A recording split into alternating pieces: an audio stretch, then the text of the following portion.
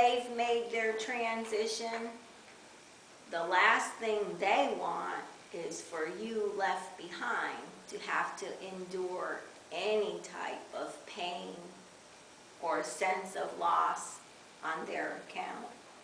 We all have had very personal experiences with this. Obviously, I can't think of anybody in this room that hasn't lost someone dear to their hearts. And like I said, there's no degree of love. You can't say that, well, my husband used to say I loved my dog more than him.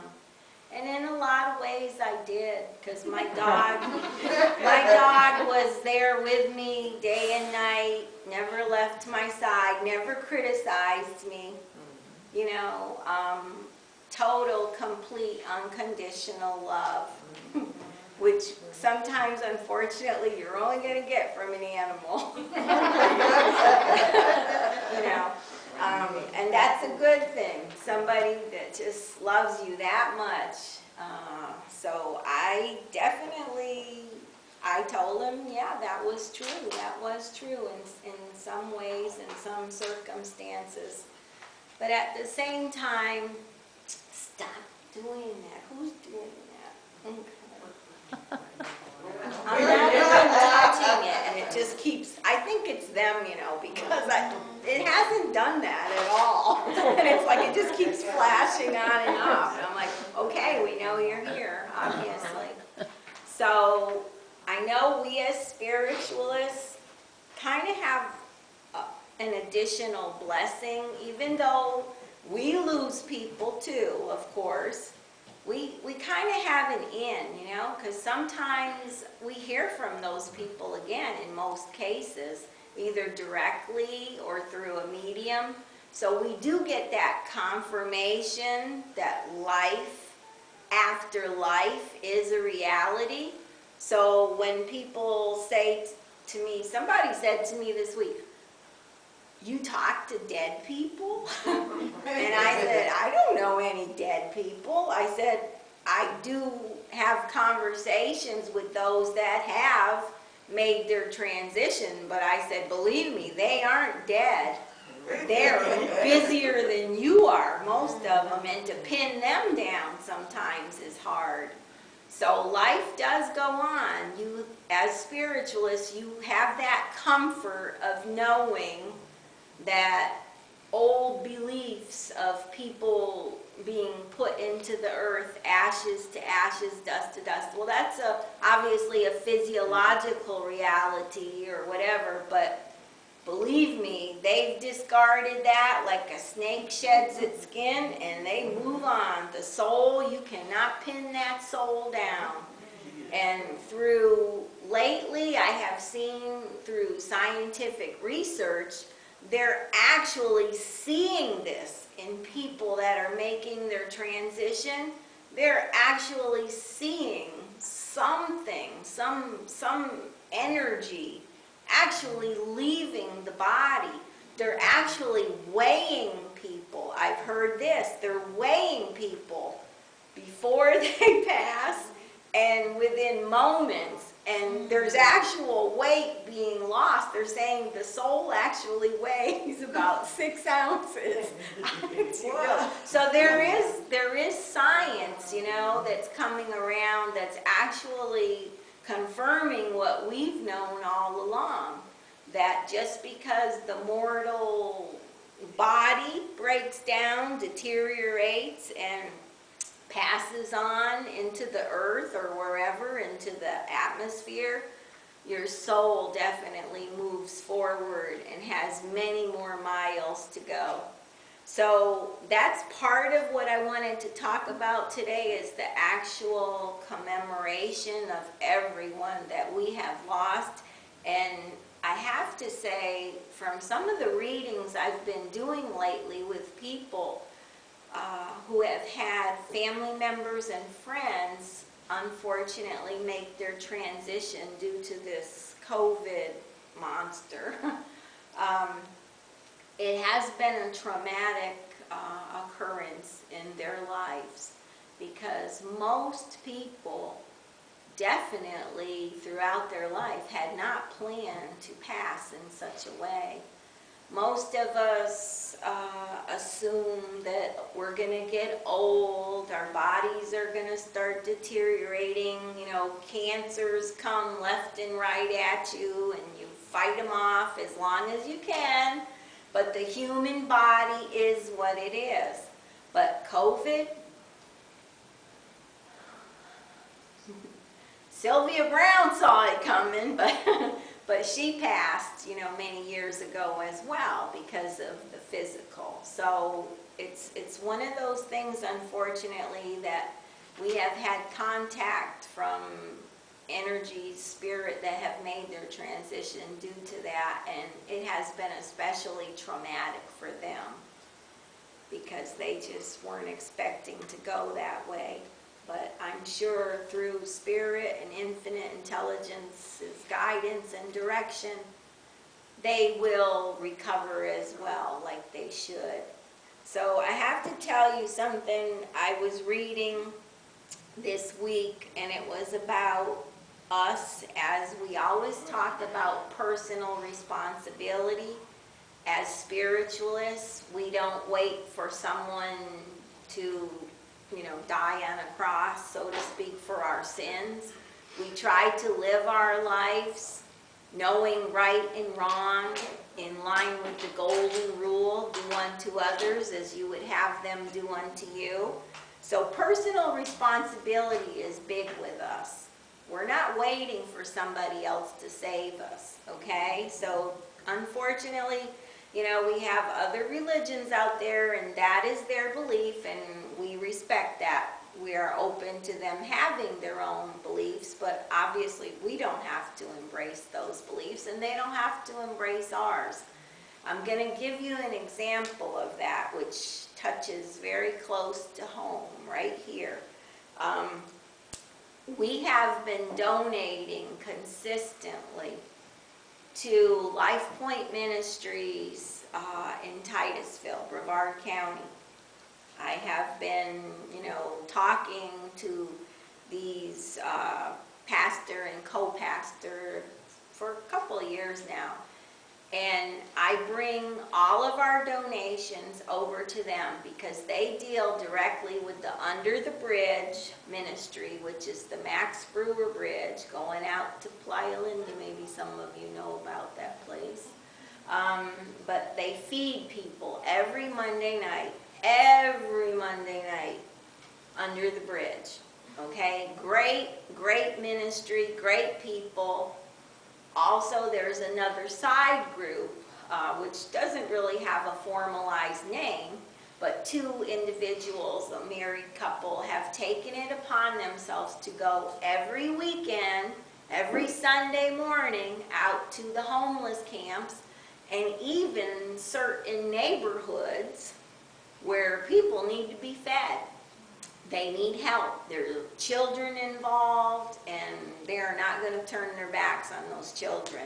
So we have been consistently donating to that cause. Every Sunday morning, they serve a hot meal and bring donations, blankets, hygiene items, etc., all kinds of things. And the people are so appreciative of it. They post on Facebook in Titusville, this group. Whenever I give them a carload of stuff, you know, they post it. Thank you to the Spiritualist Church of Awareness. Okay, not everybody quite grasps what that's all about, and some do Google us or whatever and look at our church, what we believe, how we believe. This has been going on for a couple of years. Well, recently I had an experience, probably about 2 or 3 weekends ago, where the people that I bring the breakfast, tons of eggs from Miss Annette get donated, which people love, by the way, but they get a hot breakfast every Sunday morning. So as I donated these things 2 or 3 weekends ago, the people asked me, "Can we talk to you?" And I said, "Of course you can talk to me. What's going on?" And they said, "Well, we have to tell you something that happened to us. And I said, okay. And they told me that since they had been posting thank you to us, to our church, their pastor approached them and said, well, you know, you really shouldn't post that on Facebook, that we're thanking that church. And they said, what are you talking about? You know, we love that church. We love those people for what they're doing. They're in line with our beliefs that we want to feed the people. We don't care who they worship or don't worship. The people are hungry. They need to be clothed and fed. Where have I heard that before?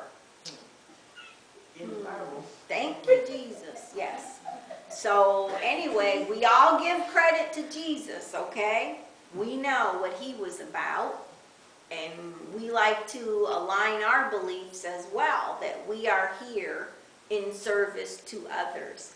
So back to the story, their pastor, their very Christian-based organization, preach repeatedly all day long and through their sermons on Sunday about Jesus. Jesus is the answer to everything.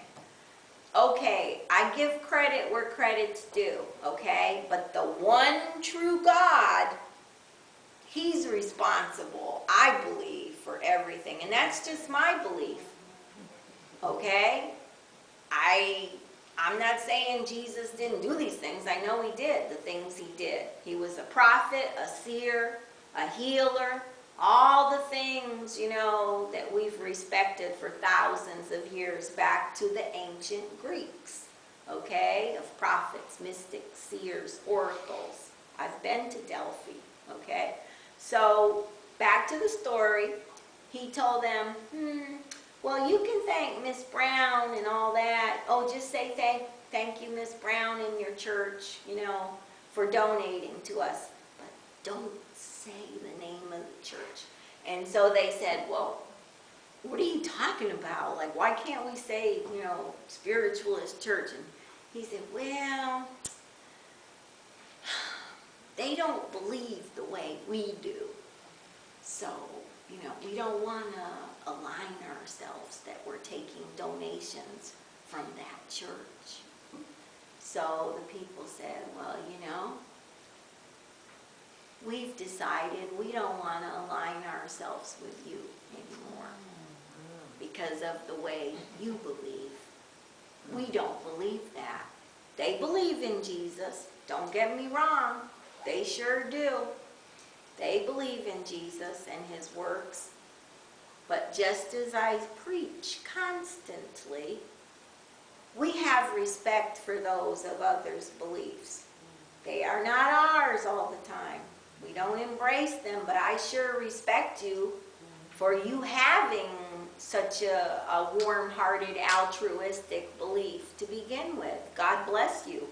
I believe, as these people do, any way you can help in service to others, whether it's feeding, clothing, sheltering, whatever way you can contribute. Do you really think God, the one true God, do you really think this energy looks down and says, well, no, take it from them, but no, don't take it from them. You know, they don't believe, you know, the same way. So this couple have actually left that church, and they have continued their mission, and they've gotten even stronger for it because now they've had this enlightenment, this awakening, this kind of jaw-dropping thing like, what? Is this our pastor that we thought we knew and respected? They said, no, we're on our own now.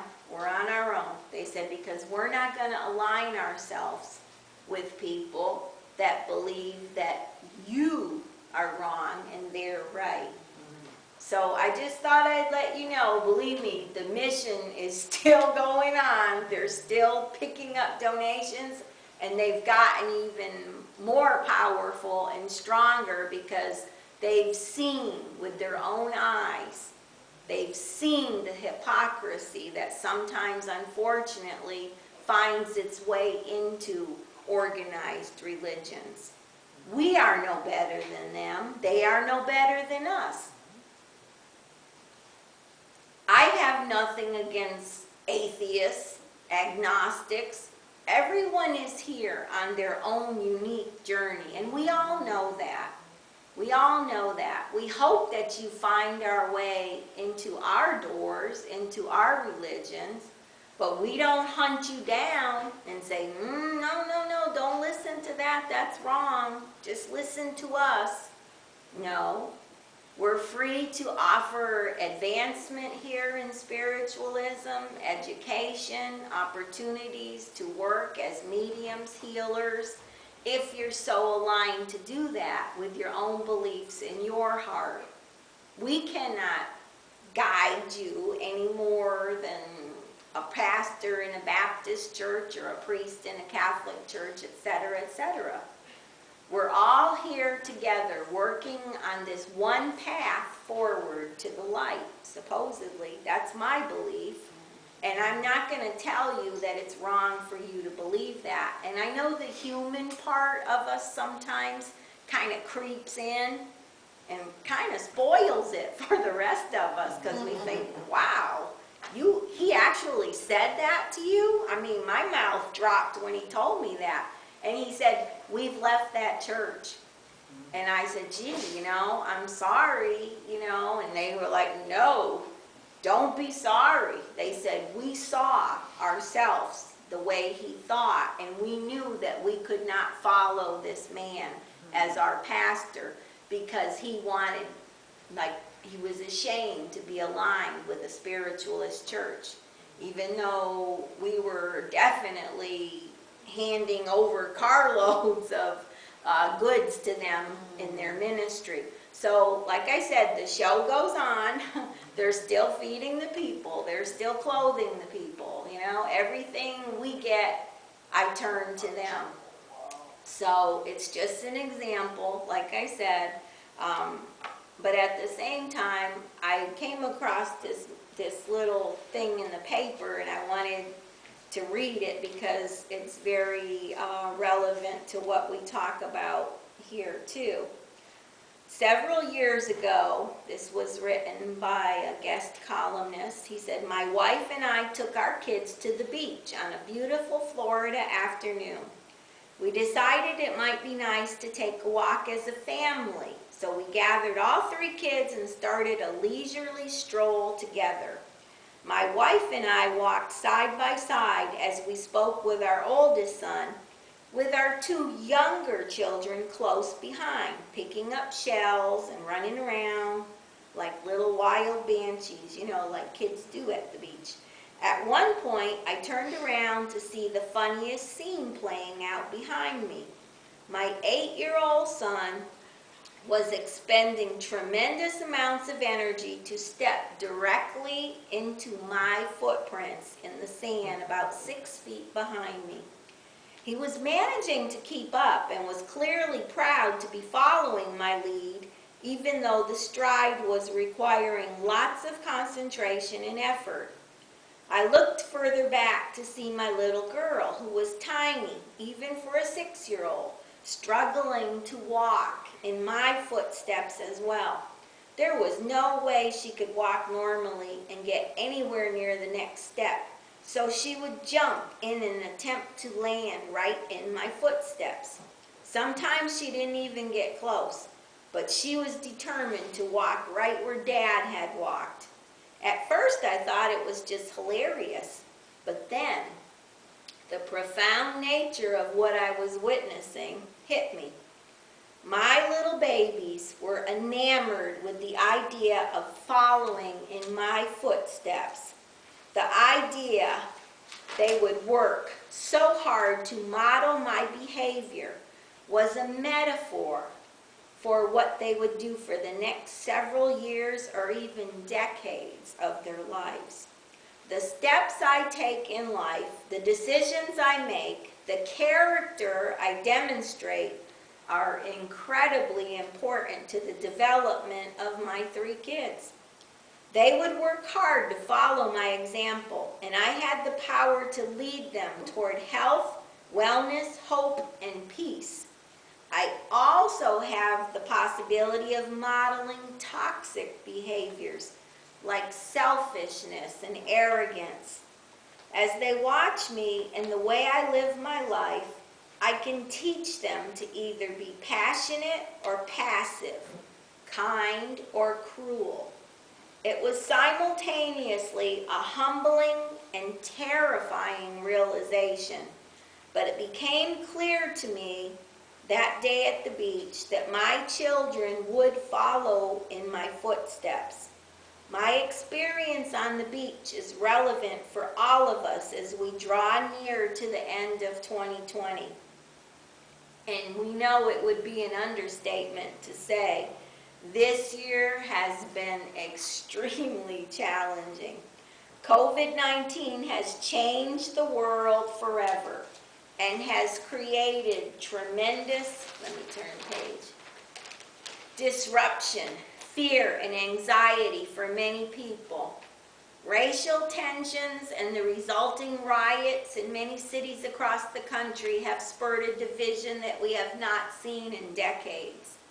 Politically, it's been a mess, no matter which side of the aisle you sit on. So my question for all of us at this point is simple. Are you proud? Are you proud of the behavior that you have modeled in response to all the stress this year? Collectively, are we proud of what our reactions say about who we have become as a nation? As you answer those questions, remember, the little ones are watching you. Have you demonstrated good character, self-control, thoughtfulness, consistency, and empathy to your children, grandchildren, the younger people you might mentor at work, or the generation below you? I'm sure some of you have, but as a group, we've been a giant failure.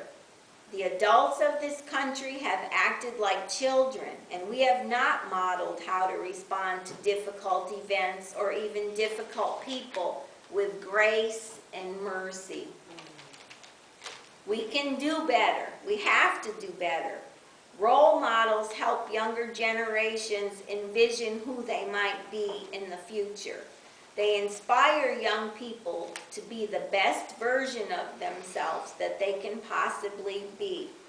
Whether you're 25 or 75, how you react going forward matters, because you're instructing people through your behavior about who they should become. So moving forward, let's make the decision together to draw a line in the sand and do our part to model healthy behaviors to those younger than us. I'm not going to read the whole article, but I know you understand the gist of what we're talking about here.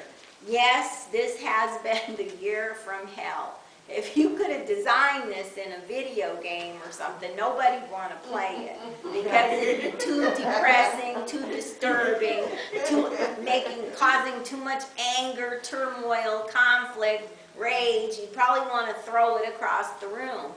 And that would probably be like, what, $59.99 out the window or whatever? So we're not going to go there. But basically what I'm trying to get across is, you know, we're responsible for how we react to this. I told my husband the other day, turn that TV off. I can't stand it anymore. First thing in the morning, he turned the TV on, and the news.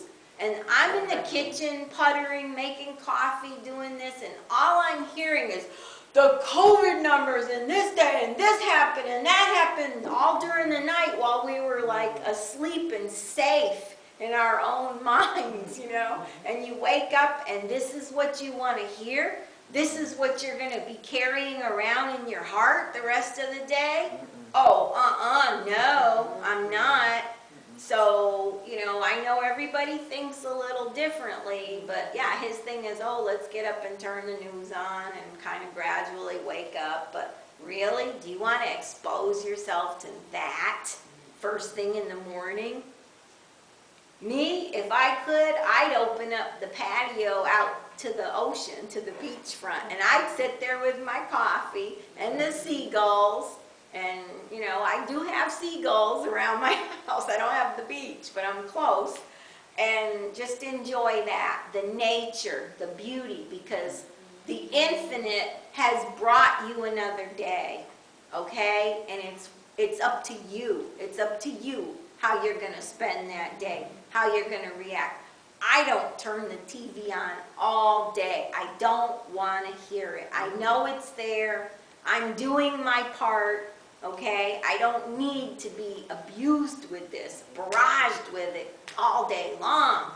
The morning news, the noon news, the evening news. How can you not absorb that and have it even filter into your sanctuary of sleep during the night? No, don't do that to yourselves. So, and I'm not saying, blindly stick your head in the sand. No, of course not. That's why we all have masks. That's why we all sanitize. That's why we're not hugging each other. We're sitting next to somebody that you've missed or haven't talked to or seen in a while. We have common sense. We're grown people. So how do we make such foolish mistakes sometimes and allow our children and grandchildren to see that? These two are like my shadows, okay? My two granddaughters. You think I don't consciously realize that they're there with me? They're seeing, they're hearing, they're watching, and how that's going to affect them. I want them to remember me years from now as, okay, Grandma wouldn't have done that. She would not have thought this was a good idea. Make your decisions based on your reality, what you see, what you've learned from, good, bad, or ugly. Don't take it on as your own if you see somebody doing horrible